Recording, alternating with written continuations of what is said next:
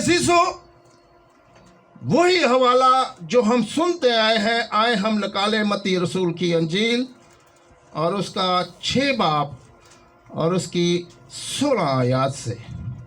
कलाम पाक में लिखा है, और जब तुम रोज़ा रखो तो रयाकारों की तरह अपनी सूरत उदास ना बनाओ, क्योंकि वो अपना मुंह बिगाड़ते हैं ताकि लोग उनको रोज़ादार जाने। मैं तुमसे सच कहता हूं कि वो अपना अजर पा चुके। बल्कि जब तू रोज़ा रखे तो अपने सर में तेल डाल और मुंह धो, ताकि आदमी नहीं बल्कि तेरा बाप जो पोशीदगी में है तुझे रोज़ादार जाने। इस सूरत में तेरा बाप जो पोशीदगी में है, पोशीदगी में तुझे देखता है, तुझे बदला देगा। अब इसी के मुतालिक अगर हम पीछे जाते हैं, इसी बाप के 5 आयत में, तो वहाँ दुआ का भी यही सिलसिला कहा गया है कि तू रयाकारों की तरह दुआ ना कर, जो चौकों और कोठों पर दुआ करना जो है अच्छा समझते हैं कि लोग उनको जाने के बड़े दुआगो हैं, मजहबी हैं। यहाँ 2 चीज़ें कोड की गई हैं पोशीदगी के मुतालिक। आपकी जो खुदा के लिए इबादत है वो आपका और खुदा का मामला है। मैंने कहा कि हम किसी चीज़ को फ़र्ज नहीं समझते। दुनिया को खुदा ने किस लिए बनाया कि वो उसकी इबादत करें, उसके नाम को जलाल दें, उसकी परस्तिश करें, उसकी हम्द करें। लेकिन जब रोज़ों की बारी आती है तो हम आसानी पैदा करते हैं, नहीं खुदा ने इतनी सख्ती कोई नहीं की थी, इसीलिए हम मुश्किल में हैं, परेशानी में हैं। मैंने ये हमेशा खुदा के हजूर जब भी रोज़ों में ठहरा हूँ और दुआओं में ठहरा हूँ और जो चीज़ मैंने मांगी है मैं लेकर उठा हूँ। हालेलुया।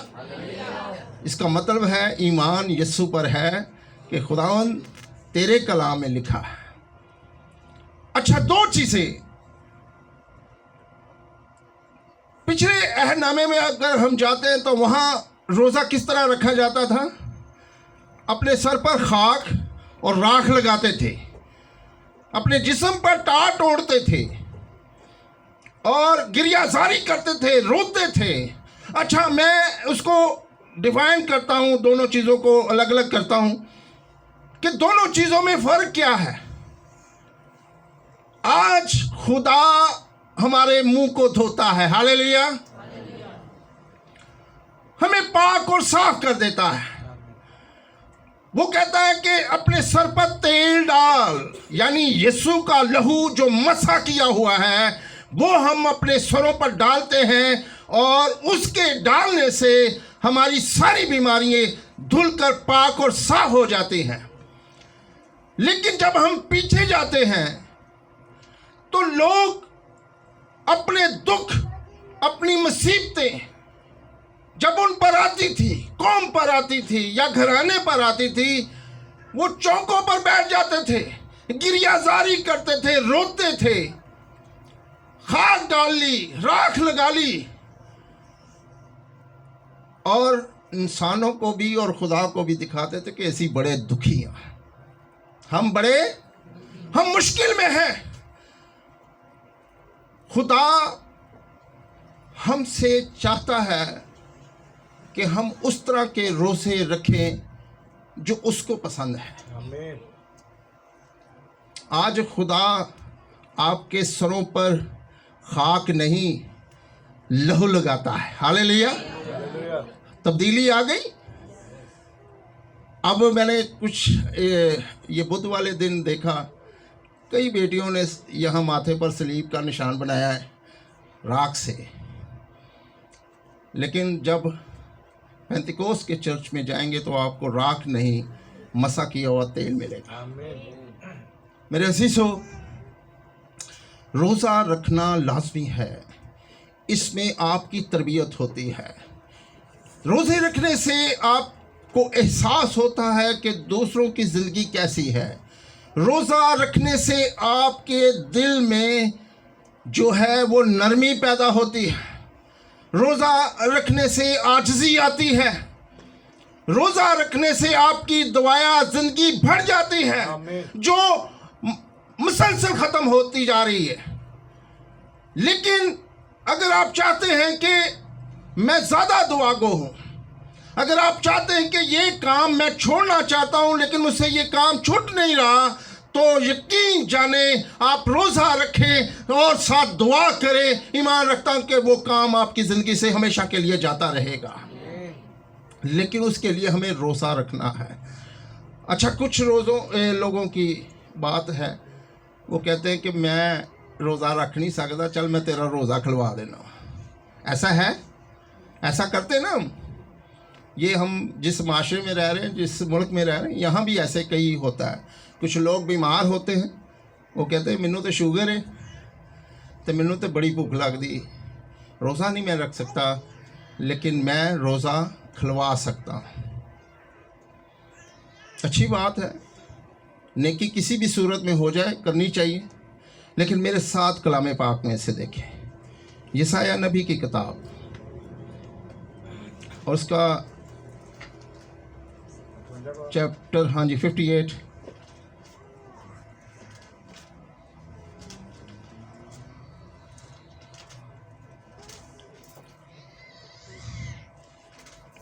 58 उसकी पहली आयत से हम देखेंगे और तकरीबन 9 आयत तक हम जाएंगे। यहाँ पर कंडीशन कुछ और है।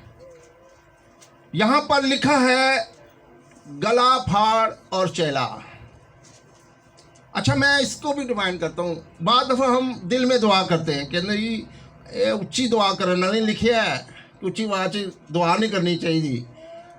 माँ नू कई दफ़ा मेरे बच्चे कहते हैं माँ हौली कर, लेकिन होता क्या है, जब हम आस्था आवाज़ में दुआ करते हैं तो ये ख्यालात कहीं के कहीं पहुंच जाते हैं। जब हम ऊंची आवाज़ में दुआ करते हैं तो हमारा दिमाग, हमारी सोच सीधी खुदा की तरफ और अपनी फरियाद की तरफ होती है। इसलिए कलाम पाक में लिखा है कि गला फाड़ चला दरेग न कर, नरसिंगे की मानद, अपनी आवाज़ को बुलंद कर और मेरे लोगों पर उनकी खता और यकूब के घराने पर उनके गुनाहों को जाहिर कर। वो रोज़ बरोज़ मेरे तालिब हैं और उस कौम की मानद जिसने सदाकत के काम किए और अपने खुदा के काम को तर्क ना किया। वो मेरी राहों को दरियाफ्त करना चाहते हैं, वो मुझसे सदाकत के काम तलब करते हैं और वो खुदा की नज़दीकी चाहते हैं। हम सब क्या चाहते हैं? लेकिन कलाम में लिखा है खुदा उन सब के नज़दीक है जो उसके नज़दीक है। जेड़ा खुदा दे कोल ही नहीं, खुदा भी उनके कोल नहीं। कलाम में लिखा है तू मेरी तरफ रजू ला तो मैं तेरी तरफ रजू लाऊंगा। हाथ बढ़ाओगे नहीं तो हाथ आगे किवें आएगा? कलाम पाक में लिखा है, वो कहते हैं कि हमने किस लिए रोज़े रखे जबकि तू नज़र नहीं करता। हम में से बहुत से बहन भाई ऐसे हैं जो शिकायत का एक बहुत बड़ा डब्बा अपनी जेब में डाल कर रखते हैं, वो पर्चियाँ डाल कर रखते हैं और पूरी ज़िंदगी खुदा को शिकायतें करते रहते हैं। हम दुआ भी करते हैं, हम रोज़े भी रखते हैं, हम सारे काम करते हैं, लेकिन तू हमारी दुआओं को सुनता नहीं है। कलाम पाक में एक शख्स था मेरे ख्याल में जिसने कहा जी मैं दुआवां भी करना, मैं रोज़े भी रखना, मैं 10 हुक्मों पर भी अमल करता हूँ, सारा कुछ करता हूँ। जो उन्होंने कहा ना अच्छा तू सारा अपना माल वेच के तकरीबन दे दे तो चुप, यार ते बुरी गल कर देती, रास्ता ही बदल लिया, रास्ता बदल लिया। कलाम में लिखा है और हमने क्यों अपनी जान को दुख दिया कि जब तू ख्याल ही नहीं करता। मेरे अज़ीज़ो, हर चीज़ का एक वक्त है और उस वक्त से पहले अगर आप कहें कि अभी रात हो जाए तो आपके कहने से अभी रात नहीं होगी। खुदा ने हर इंसान की बरकत का एक वक्त रखा है, और जब वो वक्त आएगा आपको लाजमी मिलेगी, 100% मिलेगी, 200% मिलेगी, और वो आपकी बरकत को कोई छीन नहीं पाएगा। अच्छा, जो सबसे अच्छी बात मुझे यहाँ लगी, जिससे मुझे तक़वियत मिली, मुझे बरकत मिली, खुदा का कलाम हमें फरमाता, देखो तुम अपने रोज़े के दिन में अपनी खुशी के तालिब रहते हो और सब तरह की सख्त मेहनत लोगों से कराते हो। देखो तुम इस मकसद से रोज़ा रखते हो कि झगड़ा रगड़ा करो और शरारत के मुक्के मारो, बस अब तुम इस तरह का रोज़ा नहीं रखते कि तुम्हारी आवाज़ आलमे बाला पर सुनी जाए। रोज़ा भी हम रखते हैं, दुआ भी हम करते हैं, लेकिन अपनी आदतों को तब्दील नहीं करते। कईयों के मकासद बड़े बुरे होते हैं। खुदा मैंने रोज़ा रखा है, मैं दुआ में भी ठहरा हूँ, ऐसे बंदे को मेरे को दूर कर दे। ये किसके लिए है? शैतान की तरफ से या खुदा की तरफ से रोज़ा है? वो खुलकर बताएं।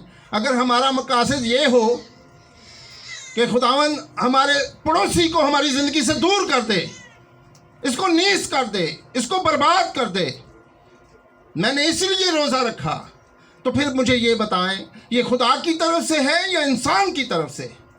बेशक ये शैतान की तरफ से है, और शैतान हमेशा मारने की, बर्बाद करने की और फना करने की बात करेगा, लेकिन खुदा हमेशा बचाने की, छुड़ाने की, आज़ाद करने की और बरकत की बात करेगा, सलामती की बात करेगा। इसलिए आज हमको सोचना है कि हम भी उन लोगों में से तो नहीं जो रोज़ा रखकर लड़ाई झगड़े करते हैं, अपनी ज़बान से बदी की बातें करते हैं, और ज़ाहरी तो हम रोज़ादार हैं, लेकिन दुनियाए काम हम सारे करते जा रहे हैं। ऐसे रोज़े खुदा को पसंद नहीं। खुदा कैसा रोज़ा चाहता है उसकी तरफ हुक्माते हैं। 6 आयत में लिखा है, क्या वो रोज़ा जो मैं चाहता हूँ वो ये नहीं कि जुल्म की जंजीरें तोड़े और जुए के बंधन खोले, मजलूमों को आज़ाद करे, बल्कि हर एक जुए को तोड़ डाले। जो भी कमियां हैं उसको अपनी जिंदगी से निकाल दें। अब रोजे का दूसरा पहलू आपको दिखाना चाह रहा हूं। अगर आपने रोजा रखा, आपके अंदर तब्दीली नहीं आई, आपकी आदतें वैसे की वैसी हैं, तो आपका रोजा बेकार। और अगर रोजा रखकर आपने किसी की मदद कर दी, किसी भूखे को रोटी खिला दी, किसी नंगे को कपड़ा दे दिया, तो आपके रोजे कबूल। ये खुदा को भी कबूल है। कलाम में लिखा है, जुल्म की जंजीरें तोड़ो, जुए के बंधन खोले और मजलूमों को आज़ाद करें, बल्कि हर एक जुए को तोड़ डाले। क्या ये नहीं कि तू अपनी रोटी भूखों को खिलाए? हम रोजे में, हम जिस माशरे में रहते हैं, हम भी वैसे ही हो गए हैं। एक दस्तरखान अच्छा सा यहाँ पर लगना चाहिए जब हमने रोज़ा खोला है। चाट भी होने चाहिए, समोसे भी होने चाहिए, पकोड़े भी होने चाहिए, और अच्छी जो है वो सब्जी भी पकाई जानी चाहिए। पेट बड़ा जालिम है, यही गुनाह करा देता है इंसान को। मेरे शीशो, खुदा का कलाम हमें कहता है, क्या ये नहीं कि तू अपनी रोटी भूखों को खिलाए और मस्कीनों को जो आवारा है अपने घर में लाए, और जब किसी को नंगा देखे तो उसको पहनाए, और तू अपने हमजिन्स से रूपोशी ना करे, तब तेरी रोशनी सुबह की मानद फूट निकलेगी। फिर लोग आपको जानेंगे कि वाकई आप रोज़ादार हैं। फिर लोग जानेंगे कि आप खुदा से डरने वाले हैं। फिर लोग जानेंगे कि आप रासबाज और सच्चे इंसान हैं। तब तेरी रोशनी सुबह की मानद फूट निकलेगी और तेरी सेहत की तरक्की जल्द जाहिर हो जाएगी। बीमारियां खत्म, बीमारियां खत्म। आज नौजवान जो है सबसे ज़्यादा पेट की बीमारियों से मुब्तला है। 80% 70% नौजवान जो हैं वो पेट की बीमारियों में मुब्तला है, मैदे की बीमारियों में मुब्तला है, क्योंकि वो घर का नहीं खाते, वो बाहर का खाते हैं। अपने घर में आए, अपने घर का खाएं, सेहत पाए। मेरे अज़ीज़ों, कलाम में लिखा है कि तब तेरी रोशनी सुबह की मानद फूट निकलेगी और तेरी सेहत की तरक्की जल्द जाहिर हो जाएगी। तेरी सदाकत तेरी हरावल होगी और खुदा का जलाल तेरा चंडावल होगा। तब तू पुकारेगा और खुदावन जवाब देगा। Hallelujah, hallelujah. तब तू पुकारेगा और खुदावन जवाब देगा। कब? जब हमने हकीकी रोजा रखा होगा, सच्चा रोजा रखा होगा, कलाम के मुताबिक रोजा रखा होगा, तब तू पुकारेगा तो खुदावन तुझे जवाब देगा। तू चलाएगा, वो फरमाएगा कि मैं यहाँ हूँ। Hallelujah, hallelujah. तू पुकारेगा, चलाएगा, वो कहेगा मैं यहाँ हूँ। जब खुदावन यहाँ है तो फिर बाहर जाने की तो जरूरत नहीं है। इसलिए रोजे को बड़ा सीरियस ले। बहुत सी ब्लेसिंग, बहुत सी बरकत जो है रोजे में है। मैं आज की कलाम के वसासत से आपको प्रमोट करता हूं कि अगर आप अपने घर के हालात बदलना चाहते हैं, अपने बच्चों की ज़िंदगी बदलना चाहते हैं, तो दुआ और रोज़े में ज़रूर ठहरा करें। कल मैंने एक वीडियो देखी, बिली ग्राहम के मुतल्लिक़ आई। उसे सवाल किया गया कि तू बता कि तेरी कलीसिया क्यों इतनी पावरफुल है। उसने कहा मैं 3 पॉइंट आपको बताता हूँ, उस पर अमल कर लो, हर कलीसिया जो है वो पावरफुल हो जाएगी। उसका नंबर 1 दुआ, नंबर 2 दुआ, नंबर 3 दुआ। जब आप दुआ में ठहर जाएंगे, रोजे में ठहर जाएंगे, तो कलीसिया खुद ब खुद पावरफुल हो जाएगी। आमीन। इसलिए आज का पैगाम जो है ये मेरे लिए और आपके लिए एक मोटिवेशनल का कलाम करेगा, जो आपको भी और मुझे भी तक़वीत देगा कि हमने खुदा के अहकाम पर अमल कर कर अपनी ख़ानदानों की और अपने बच्चों की ज़िंदगी बदलनी है और अपनी कलीसिया की ज़िंदगी बदलनी है।